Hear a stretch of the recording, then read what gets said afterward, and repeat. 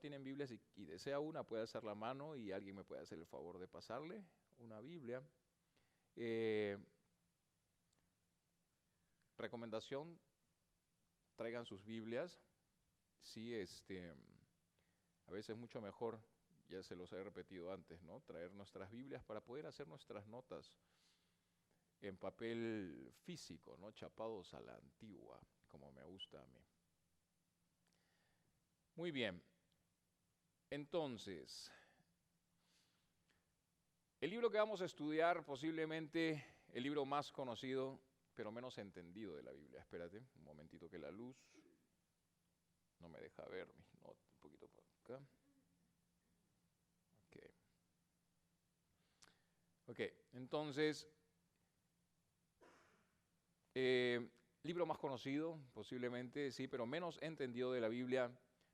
Para muchos incluso este libro se considera en incredulidad, escucha bien, y ha sido muchas veces presentado en tono de burla de entre todos los libros pues, que están en la Biblia, como si fuese de pronto una especie de fábula, podríamos decirlo así, ¿sí? Incluso por lo general el tema se centraliza, y con esto voy a de pronto anunciar ya cuál es el libro que vamos a estudiar, ¿sí? Se centraliza el tema muchas veces en aquel pez gigantesco representado aquí en este libro, ¿sí? Lo que ha hecho que el verdadero mensaje del libro se haya vuelto pues muchas veces confuso y visto incluso como un mito también, una leyenda, una fábula, o como quieras tú llamarlo, ¿sí? Sin embargo, debemos saber que Jonás, que es el libro que vamos a estudiar esta mañana y los siguientes domingos, porque son 4 capítulos, posiblemente un capítulo por domingo, así que vamos a tenerlo 4 semanas. Jonás fue de hecho un personaje pues histórico, e incluso se le menciona en otros lugares en las Escrituras. No sé si tú sabías esto. Por ejemplo, el libro de Segunda de Reyes se refiere a él como un profeta histórico, ¿sí? Un profeta que realizaba su ministerio en Israel en los días de Jeroboam. Además, algo que tienes que saber también es que el mismo Señor Jesucristo se refiere a él diciendo: porque así como Jonás estuvo 3 días y 3 noches en el vientre del gran pez, así estará el Hijo del Hombre en el corazón de la tierra 3 días y 3 noches. Mateo 12:40, ¿verdad? Así que con esta clase de apoyo, no puede haber duda de que el libro de Jonás es históricamente exacto. Jesucristo no era un mentiroso y Jesucristo lo mencionó. Ahora, con respecto al mensaje principal de este libro, pienso yo que se encuentran pues de pronto en los últimos capítulos. Vemos ahí a Jonás después del encuentro que tuvo con el gran pez. Lo vemos yendo a Nínive, tal y como Dios le había ordenado hacerlo originalmente. Incluso lo proclamó, proclamaba, dirigido a proclamar el mensaje que Dios había puesto en él para comunicar, ¿verdad? Y es cuando nos hacemos la pregunta entonces, ¿por qué se negó Jonás originalmente a ir a Nínive? Para entenderlo mejor tendríamos que leer los primeros versos, ¿sí? Del 1 al 3. Y observar aquí cómo comienza la historia. Dicen los primeros versos: la palabra de Jehová vino a Jonás, hijo de Amitai, diciendo: levántate y ve a Nínive, la gran ciudad, y predica, dice, contra ella, porque su maldad ha subido a mi presencia. Y dice también, entonces Jonás se levantó para ir a Nínive. No dice eso, ¿verdad? ¿Cuánto hubiese cambiado de pronto la historia, verdad? Pero no fue así. Dice, entonces Jonás se levantó para huir, dice, para huir de la presencia de Jehová a Tarsis. Me pregunto yo esta mañana si alguna vez nos hemos de pronto encontrado en una situación similar, huyendo del llamado de Dios, siendo desobedientes al llamado de Dios. Sin embargo, hay algo especial que de pronto me llama la atención y me agrada acerca aquí de este hombre Jonás. ¿Y qué es eso? Pues que por lo menos Jonás pagó su billete para ir a Tarsis, ¿verdad? Lo podemos ver aquí. En otras palabras, si iba a ser desobediente, por lo menos quería hacerlo de una manera honesta. ¿Y cuántos de nosotros actuamos muchas veces de la misma forma también? Siendo desobedientes de la mejor manera posible, de la manera más honesta que podamos resolver nuestros asuntos, engañándonos a nosotros mismos. Así que descendió a Jope y halló un barco que iba a Tarsis, y pagando él su propio pasaje, entró pues para irse hacia ese lugar, a Tarsis, huyendo o pretendiendo, mejor dicho, huir de la presencia de Jehová. Por esa razón creo conveniente titular a este estudio Huyendo del llamado. Vamos a titularlo así.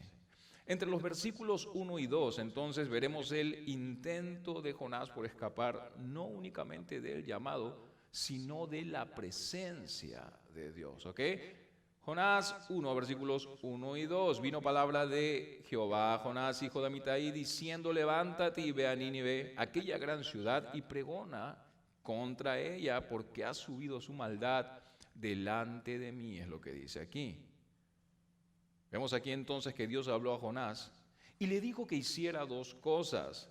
Primero, que vaya a Nínive, ¿verdad? Y segundo, que pregone en contra de ella. En otras palabras, que la reprenda por su pecado y la llamara al arrepentimiento. Así que primeramente, tienes que saber que la ciudad de Nínive era la capital del imperio asirio y fue posiblemente la más grande y prominente ciudad en sus días. Y Dios llamó a Jonás a que fuera a esta ciudad pagana para llamarla al arrepentimiento. Antiguos historiadores incluso dicen que Nínive era la ciudad más grande del mundo en aquella época. Por lo tanto, era la capital más grande e importante de un imperio que dominaba en ese momento. Así que podemos deducir que era seguramente un lugar muy intimidante para ir. Un lugar muy intimidante para ir. Podemos observar que el verso 2 dice, levántate y ve a Nínive, aquella gran ciudad, y pregona contra ella porque ha subido su maldad delante de mí. Entonces, ¿por qué quería Dios que Jonás fuese o que Jonás fuera? Pues como vemos en el verso 2, debido a que Dios vio su iniquidad. Tenemos que saber entonces que no hay iniquidad que se esconda delante de Dios. No hay iniquidad que se esconda delante de Dios. Dios lo ve todo. Si tú piensas que podemos esconderle algo a Dios, estás totalmente errado, equivocado. Él lo ve todo.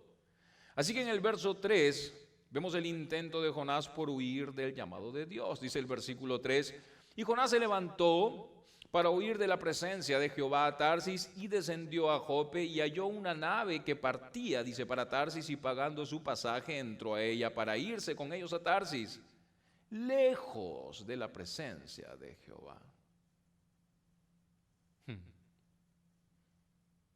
Qué decisión tan ignorante, incluso podríamos decirlo así también, ¿verdad? Sabiendo la magnitud de la presencia de Dios. Él es omnipresente, Él está en todo lugar. Pero una vez más, ¿por qué no quería Jonás ir a Nínive y hacer lo que Jehová le dijo que hiciera? Pues de pronto pudo ser porque se le dio una tarea difícil para hacer. Y hemos hablado de esto anteriormente. Muchas veces, por naturaleza pecaminosa, somos nosotros llevados de alguna u otra forma a querer hacer siempre lo fácil o a tener respuesta inmediata, de la manera más fácil que pueda haber. El libro de Nahum, capítulo 3, nos da una idea de qué tan inicuo era el pueblo de Nínive. Si tú lees Nahum 3, y si puedes ir ahí en este momento, escucha lo que dice.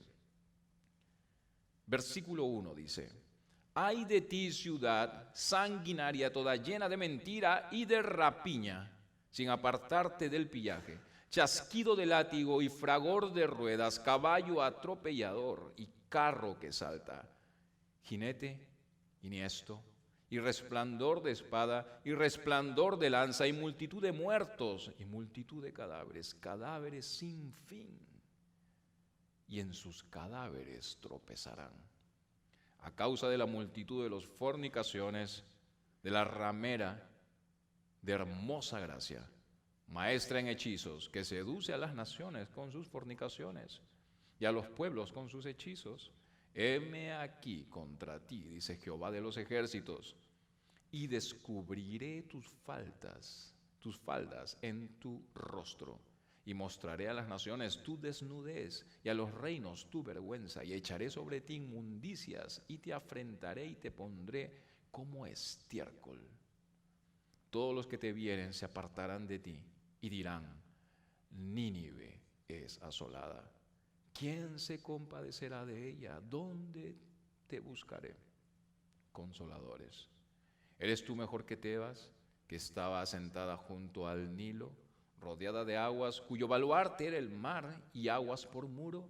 Etiopía era su fortaleza, también Egipto, y eso sin límite. Fud y Libia fueron sus ayudadores. Sin embargo, ella fue llevada en cautiverio, también sus pequeños fueron estrellados en las encrucijadas de todas las calles, y sobre sus varones echaron suertes, y todos sus grandes fueron aprisionados con grillos. Tú también serás embriagada y serás encerrada, tú también buscarás refugio a causa del enemigo. Todas tus fortalezas serán cual higueras con brevas, que si las sacuden caen en la boca, que las ha de comer. He aquí tu pueblo será como mujeres en medio de ti, las puertas de tu tierra se abrirán de par en par a tus enemigos, fuego consumirá tus cerrojos. Provéete de agua para el asedio, refuerza tus fortalezas, entra en el lodo, pisa el barro, refuerza el horno, allí te consumirá el fuego, te talará la espada, te devorará como pulgón. Multiplícate como langosta, multiplícate como el langostón. Multiplicaste tus mercaderes más que las estrellas del cielo. La langosta hizo presa y voló. Tus príncipes serán como langostas y tus grandes como nubes de langostas que se sientan envallados en día de frío. Salido el sol se van y no se conoce el lugar donde están. Durmieron tus pastores, oh rey de Asiria, reposan tus valientes. Tu pueblo se derramó por los montes y no hay quien lo junte. No hay medicina para tu quebradura. Tu herida es incurable. Todos los que oigan tu fama batirán las manos sobre ti, porque sobre quién no pasó continuamente tu maldad. Así que podríamos decir que Jonás tenía toda razón para esperar que en el mejor de los casos no fuera aceptado, ¿verdad? O se burlaran de él. Sería tratado posiblemente como un tonto apenas pusiese él un pie en la tierra de Nínive. Mira contra qué y contra quiénes se iba él a enfrentar. Incluso podía ser atacado y asesinado si él hacía lo que Jehová le dijo que hiciese. Si él era obediente. Imagínense de pronto a un varón judío en Nueva York durante la Segunda Guerra Mundial, escuchando que Dios les dice: traeré un juicio terrible sobre Alemania. Así que quiero que vayas a Berlín y le digas a los alemanes, a la Alemania nazi, que se arrepienta. Quiero que vayas allá y hagas eso. ¿Te imaginas eso? Así que en lugar de eso se va a San Francisco y luego sube un barco y se va a Hong Kong. Pues esa era la situación de Jonás. Es fácil el discutir las razones de Jonás para no hacer lo que Dios le dijo que hiciese. Pero mi pregunta esta mañana para nosotros es, ¿cuál es nuestra razón si es que nosotros estamos huyendo del llamado de Dios? Si es que nosotros estamos siendo desobedientes, ¿qué razones tenemos? Dios le dijo a Jonás que fuera y predicara, y cada cristiano tiene el mismo mandamiento también. Mateo 28, versículos 19 y 20 dice, por tanto, id y haced discípulos a todas las naciones, bautizándolos en el nombre del Padre y el Hijo y el Espíritu Santo, enseñándoles que guarden todas las cosas que os he mandado, y aquí yo estoy con vosotros todos los días hasta el fin del mundo. Ahora es interesante que Jonás haya elegido Tarsis como su destino, incluso sabiendo que dicha ciudad siempre estaba asociada con mucha navegación, muchos barcos en la Biblia. En otras palabras, Jonás quería ir tan lejos como pudiera escapar de la presencia de Dios. Pero un intento totalmente inútil. Nínive estaba al este de Israel y Tarsis estaba tan lejos, ¿cómo podías llegar al oeste? En las costas de lo que ahora es España. Interesante, ¿verdad? Así que queda claro entender que al dirigirse a Tarsis, Jonás intentaba alejarse lo más que pudiese de Nínive y del llamado de Dios, obviamente. Así que hay una nave que partía a Tarsis y se fue. Había un impulso dentro de él. Había un impulso dentro de él. Un impulso que lo iba a conducir a ir a este lugar, hacia Tarsis. Pero era un impulso peligroso. Así que podemos tomar a Jonás como un ejemplo del peligro de hacer las cosas bajo impulso o emoción. ¿Cuántos de nosotros hacemos las cosas por impulso o emoción? Así que hay que recordar, un impulso puede ser muy valiente, pero a la vez equivocado. Un impulso puede aparentar de pronto ser abnegado, pero una vez más, puesto en error. Un impulso puede reclamar que incluso uno piensa ir hacia la libertad, pero está equivocado. Un impulso puede conducir a alguien a hacer algo que posiblemente le condene a él mismo y condene a otros también. Así que hay que tener cuidado de confundir el llamado de Dios con las emociones o con los impulsos propios. Muchas personas toman sus impulsos internos y dicen, el Señor me dijo esto o aquello. Parecía muy fácil, ¿verdad? Quizás hasta Jonás pensó que Jehová o Dios mismo había proveído del dinero para el pasaje. Oh, tengo el dinero para el pasaje, ¿no? Entonces Dios está proveyendo, me voy. Una vez más, viviendo en impulsos.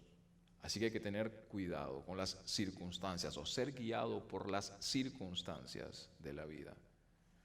Es por eso que la palabra del Señor siempre debe ser nuestra guía y no debemos apartarnos de la palabra de Dios, no debemos apartarnos de ella con el pretexto de alguna necesidad o circunstancia. Recuerda entonces, si te sientes o intentas de pronto encontrar o decides encontrar los caminos de Dios, o decides encontrar a los caminos de Dios una excusa, tienes que tener mucho cuidado, porque posiblemente estás a punto de cometer un gran error, un gran mal. Entonces recordemos, si huyes delante de Dios, nunca llegarás a donde debes ir. Y siempre vas a terminar pagando tú mismo tu propio ticket, tu propio pasaje, ¿ok? Sin embargo, cuando vas en los caminos del Señor, no solamente llegas a donde debes ir, sino que Él también va a ser tu proveedor. Dios va a proveer y va a dar paz en tu corazón para aquello que estés llamado por Él mismo a hacer. Así que Jonás debió haber leído Salmos 139, versículos 7 al 10, ¿verdad? ¿A dónde me iré de tu espíritu y a dónde huiré de tu presencia? Si subiera a los cielos, allí estás tú. Allí estás tú. Si subiese a los cielos, allí estás tú. Y si en el Seol hiciese mi estrado, he aquí, allí tú estás. Si tomare las alas del alba y habitare en el extremo del mar, aún allí me guiará tu mano, dice, y me asirá tu diestra. Él debe haber leído esto, ¿verdad? Así que recordemos, no podemos escapar de la presencia de Dios. No podemos escapar de la presencia de Dios. Y cuando pretendas o quieras hacerlo, posiblemente el Señor te envíe una tormenta para regresarte o volverte a encaminar, tal cual lo hizo con Jonás. ¿Entiendes? Jonás 1, versículo 4 dice, pero Jehová hizo levantar un gran viento en el mar. Un gran viento en el mar. Y hubo en el mar una tempestad, dice, tan grande que se pensó que se partiría la nave, dice aquí. Así que recordemos que Jehová quitó la tormenta.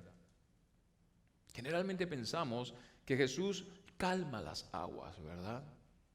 Siempre vemos las cosas en este sentido. Es Jesús quien calma las aguas. Y Él puede hacer eso, por supuesto que sí. Pero no olvidemos que Él también puede agitarlas.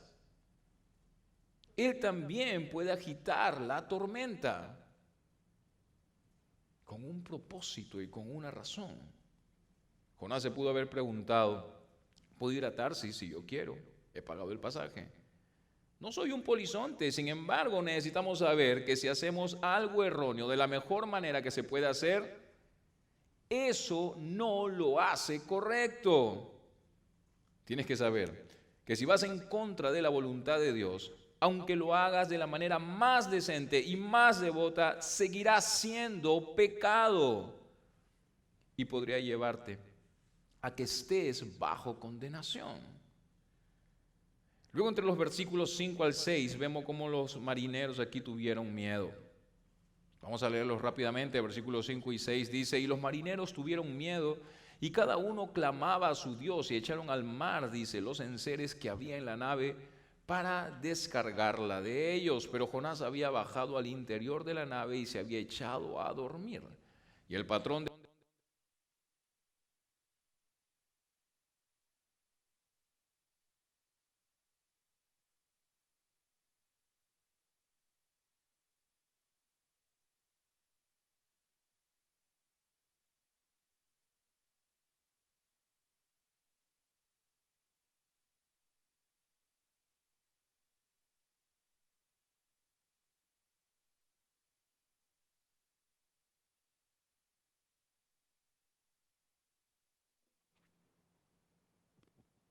tecnología, no sé cómo va. Dice que cada uno clamaba a su Dios. Voy a leerlo una vez más. Escucha bien. Jonás 1, 5, 6. Y los marineros tuvieron miedo y cada uno clamaba a su Dios y echaron al mar los enseres que había en la nave para, dice, descargarla de ellos. Dice, pero Jonás había bajado al interior de la nave y se había echado a dormir. Y el patrón de la nave se le acercó y le dijo, ¿qué tienes, dormilón? ¿Qué tienes, dormilón? Levántate y clama a tu Dios. Quizá Él tendrá compasión de nosotros y no pereceremos. Dice que cada uno clamaba a su Dios entonces. Clamaban a un Dios falso, clamaban a un Dios imaginario, uno hecho a su propia imagen. Además dice el verso 5 que mientras esto sucedía, Jonás se había echado a dormir. Me pregunto, ¿cómo pudo Jonás dormir en medio de una tormenta. ¿Cómo es posible que haya podido dormir en medio de una tormenta? Quizá porque la tormenta de pronto afuera parecía insignificante para él en comparación con la tormenta que llevaba adentro, ¿verdad? Posiblemente la tormenta que él mismo había originado por su resistencia al Señor. Me llama la atención cómo es que Jonás dormía entre toda aquella confusión. ¿Cómo es que podía dormir en medio de todo ese ruido, totalmente indiferente a todo lo que estaba sucediendo allá afuera?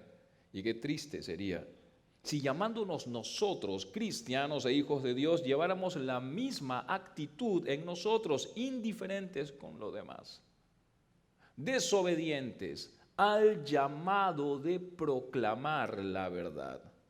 Hay ruido, lamento y desesperación allá afuera, pero quizá seguimos dormidos, totalmente insensibles y negligentes al llamado de Dios. A todo nuestro alrededor hay un tumulto y tormentas, pero aún así, unos que profesan ser cristianos son capaces, como Jonás, de irse a echar una siestecita. Cristianos pasivos, conformes con la porción que ya recibieron, atrapados en una falsa seguridad, viviendo en desobediencia. Tenemos que entender que la naturaleza del dormitar de Jonás era totalmente destructiva. Era destructiva, un dormitar que solo se hace presente en el carácter de un cristiano descuidado. Y allí estaba Jonás, durmiendo en un lugar donde esperaba de pronto que nadie lo viera, un lugar de pronto donde esperaba que nadie lo molestase. Y déjame decirte que hoy en día existen muchos cristianos durmientes escondidos dentro de muchas iglesias también. Además, Jonás durmió en un lugar donde él no podía ayudar con la obra que necesitaba ser hecha también. Y es así con los cristianos. Esos cristianos aletargados, siempre manteniéndose alejados de la obra del Señor. Siempre. Ahí estaba Jonás entonces durmiendo mientras había una reunión de oración en la cubierta, con gente que no tenía o que no creía en el Dios verdadero, pero ahí estaban en la cubierta orando.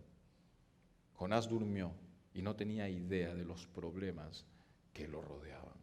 Jonás durmió cuando incluso él mismo estaba en un gran peligro, el barco estaba a punto de hundirse y ahí estaba él indiferente a esta situación. Jonás durmió mientras los paganos le necesitaban. Los cristianos que duermen, entonces, roncan mientras que el mundo necesita el mensaje y el testimonio. Ahora no se escucha el mensaje, se escucha el ronquido del cristiano. Y es triste, ¿verdad? Triste decirlo. Pero cuando estas verdades salen a la luz, el cristiano que está dormido piensa que estas verdades son para alguien más, menos para él mismo. E incluso algunos cristianos que duermen protestan diciendo que para nada están dormidos. Para nada están dormidos. Sin embargo, dice la palabra que todos nosotros seremos conocidos por nuestros frutos externos. Todos nosotros. Así que te hago una pregunta. ¿Qué produce el manzano? Exactamente. ¿Qué produce? ¿Qué produce el peral? Peras. ¿Qué produce el naranjo? ¿Qué produce el cristiano? ¿Me dejo entender? Los frutos del Espíritu, por supuesto que sí. Llevamos los frutos del Espíritu en nosotros. ¿Y qué debemos producir entonces? Cristianos. Así que pongámonos a pensar. Si somos árbol que da fruto. ¿Me dejo entender? ¿A cuántos les hemos expuesto la palabra del Señor? ¿A cuántos les hemos compartido la palabra del Señor esta semana? De repente, ni nosotros mismos nos la hemos compartido a nosotros. ¿Cuántas veces hemos leído la Biblia? ¿Cómo está nuestra vida espiritual? Quizás dormidos en las tantas distracciones del día a día, ¿verdad? Hablamos de Jesús, pero te pregunto yo, si puedes hablar mientras duermes. Caminamos con Jesús, pero ¿puedes caminar mientras duermes? Apasionados por Jesús, pero ¿puedes clamar mientras duermes? Alegres y regocijados en Jesús, pero ¿puedes reír y regocijarte mientras duermes? Pensando en Jesús en todo el tiempo, pero ¿puedes pensar mientras duermes? Así que para todos aquellos cristianos dormidos, que piensan que están viviendo una vida en Cristo, lamento decirles que solo están atrapados en un sueño. Están atrapados en un sueño, soñando con ser cristianos cuando en realidad su vida demuestra lo contrario. Un cristiano verdadero tiene una conciencia cabal de la realidad de las cosas espirituales. Es alguien que no tiene el alma de estar fantaseando, ni que el cielo sea una ficción, ni que el infierno sea un cuento. Es uno que actúa en la necesidad de la humanidad. Y recuerda esto, ningún cristiano está despierto a menos que él firmemente se determine el servir a su Dios, justamente y sin falta. Así que regresando a Jonás, y esto lo vamos a dejar para el próximo domingo. En los siguientes versos vamos a ver que el capitán sabía que su tripulación clamaba a sus dioses, pero no ocurría nada. Así que quizás la solución estaba en el Dios de Jonás. Y eso lo vamos a ver la siguiente semana. Quizá pudo parecer irónico, ¿no? De pronto irónico incluso para Jonás, que los marineros demandaran que él clamara a su Dios, ya que la única razón de estar en ese barco era con el fin de escaparse de la presencia de Dios. Sin embargo, ahí estaban estos clamando ahora. Dejemos de vivir un sueño. Deja de fantasear, deja de soñar que eres un cristiano y demuéstralo. Demuéstralo. Por sus frutos serán conocidos, dice la palabra del Señor. Vamos a orar y vamos a dejarlo aquí. Señor, te damos gracias, Dios mío. Gracias, Señor, porque nos bendices. Gracias porque tu palabra, Señor, lo es todo, Señor. Sigue enseñándonos, Dios. Sigue fortaleciendo, Señor, nuestras vidas. Queremos terminar este servicio, Señor, alabándote y dándote gracias. Gracias porque hoy nos diste aire para respirar y estamos aquí, bendecidos, Señor. Te amamos de todo corazón, en tu nombre y para tu gloria. Amén.